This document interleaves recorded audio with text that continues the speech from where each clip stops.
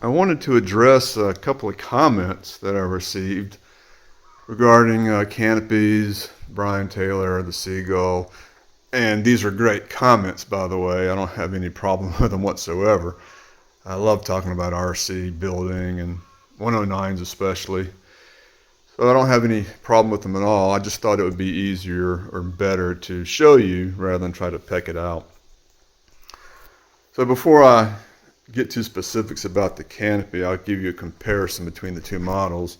This is the Seagull, this is the Brian Taylor, this is the one that crashed on the second flight. It's recently been patched back together. Doesn't look like much, but I think it's airworthy now, and I have not yet had a chance to fly it. So the Brian Taylor's plans built, it is a 68-inch wingspan. Mr. Taylor calls the scale size on the plan 5.7. I came out to about 5.65, but we'll call it 5.7.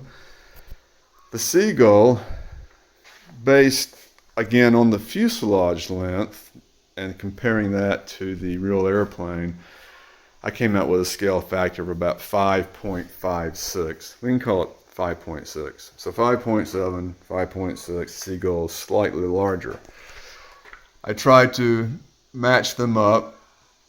There's the spinners, and you can see that the Seagull is slightly longer. It's about 2 inches longer than the Brian Taylor. So that really kind of begs the question, and I really don't want to harp on this, but why Brian Taylor's small airplane have a 68-inch wingspan, and the Seagull, obviously a larger model, comes from the factory with the 64-inch wingspan? Yeah, I'll let you ponder that and come up with your own opinion.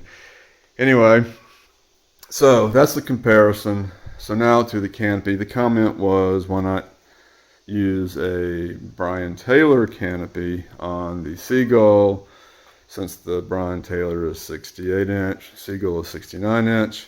Basically, short answer is Seagull is too big.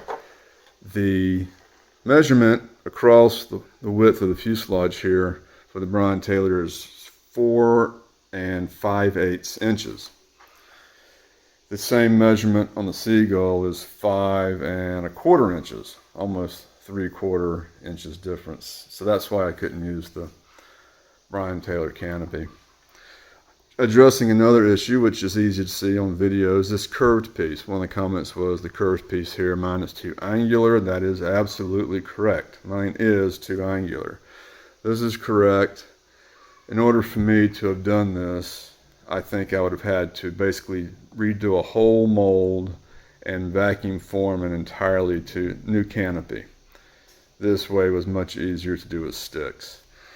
I didn't do that because if I had done that, then I would have had to correct this part. If you notice, the Brian Taylor, the forward part of the canopy is curved right here. Seagull chose to make it flat. So I would have had to have changed that as well, which means changing these formers here and then changing the formers all the way to here. I decided not to go that route. Oh, the other thing, you'll notice that this lower forward windscreen here is curved, and in fact it should be basically flat.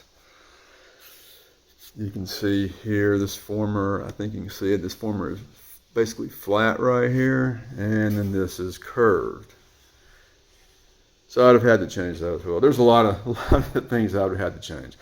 The Seagull is never going to be a truly scale model, so I'd elected to just do it this way. The other issue brought up about the Seagull canopy, I think I was asked why not use the Seagull canopy. This is the factory canopy right here. The framing, I think, on this canopy and in most ARFs it's just too wide.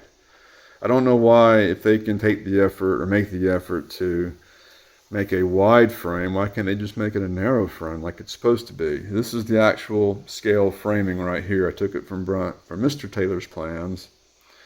That's the actual scale framing. You can see the Seagull is a little bit too big.